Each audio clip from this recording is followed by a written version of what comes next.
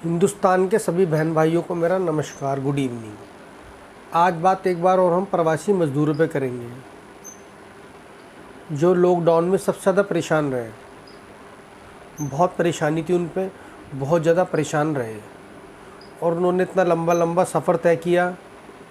700 kilometre, 1500, 1700, 1800, 1000, 2000, इतना लंबा सफ़र तय किया बेचारों ने कि बहुत फ़ील था। मैं तो बहुत फ़ील कर रहा था और बहुत वीडियोस बनाई मैंने उन पे।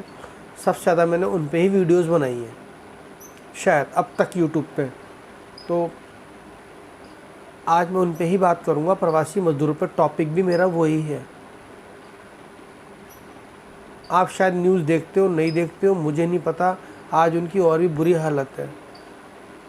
बिहार का दरभंगा है और यूपी का सीतापुर ज़िला है। वहाँ पर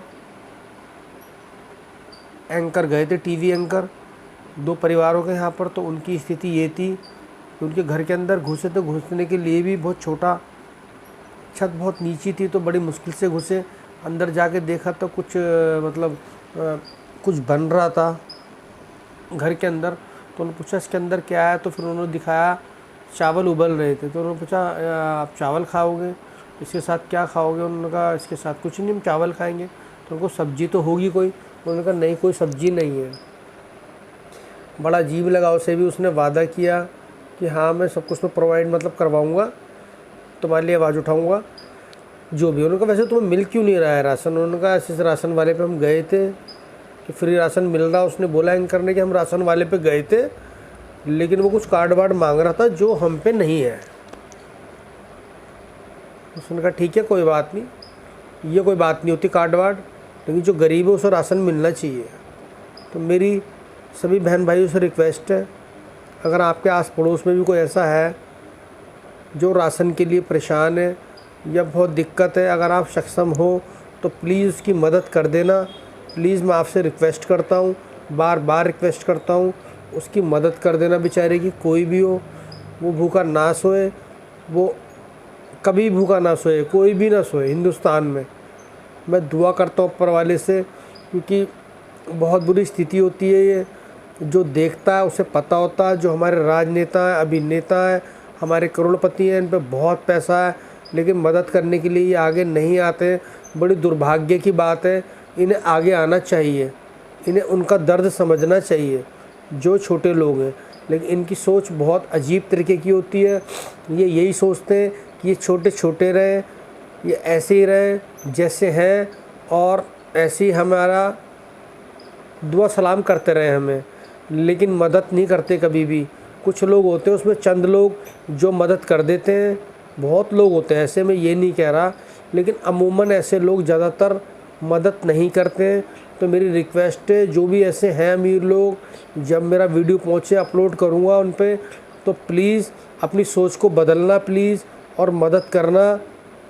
पहली प्राथमिकता तो सरकार की होती है ऐसे लोगों की मदद करना, लेकिन दूसरी प्राथमिकता आस पड़ोस की भी होती है, और हम बिजनेस, जो जितने बिजनेसमैन या करोड़पति, उनकी भी होती है। उनका भी दायित्व है कि वो उनकी मदद करें। तो प्लीज़ मेरी रिक्वेस्ट है कि ज़्यादा से ज़्यादा बढ़ चढ़ के जितने भी ऐसे लोग हैं मदद कर सकते हो मदद करो प्लीज़। मैं रिक्वेस्ट करता हूँ आपसे, हाथ जोड़ के मान लो, सर झुका के मान लो। कोरोना वायरस में सबसे ज़्यादा नुकसान मज़दूरों का हुआ है। अब और बहुत नुकसान हो रहा है उनका बेचारों का। बहुत परेशान है वो लोग। हम लोग, मैं तो उनके प्रति बहुत सीरियस हूँ।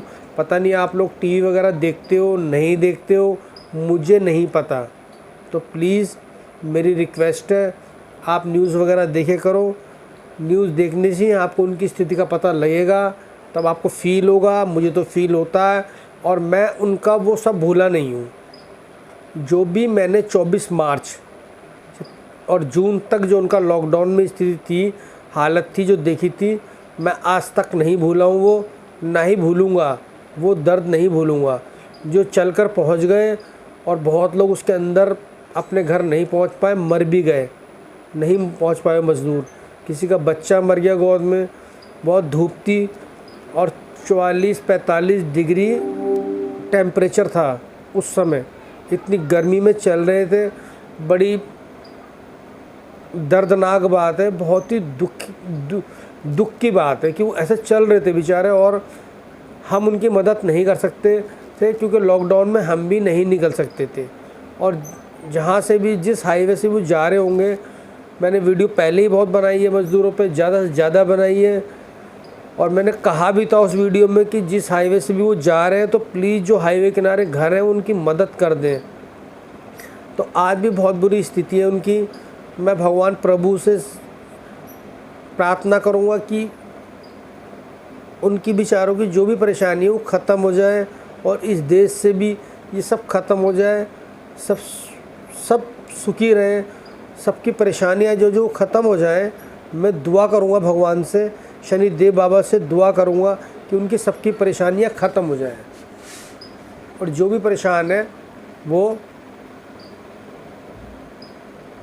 सरकार के पास जाए, सरकार से मदद करे, सरकार के पास जाए और सरकार उनकी मदद करे, जितने भी मज़दूर लोग हैं।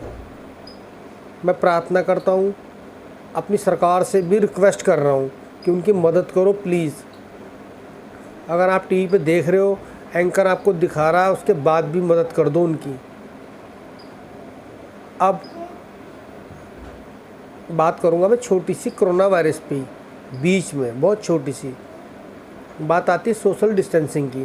सोशल डिस्टेंसिंग तो अब वैसे रहा नहीं है, कहने की बात है, ज़्यादातर लोग कोई मास्क वास्क नहीं लगा रहा है।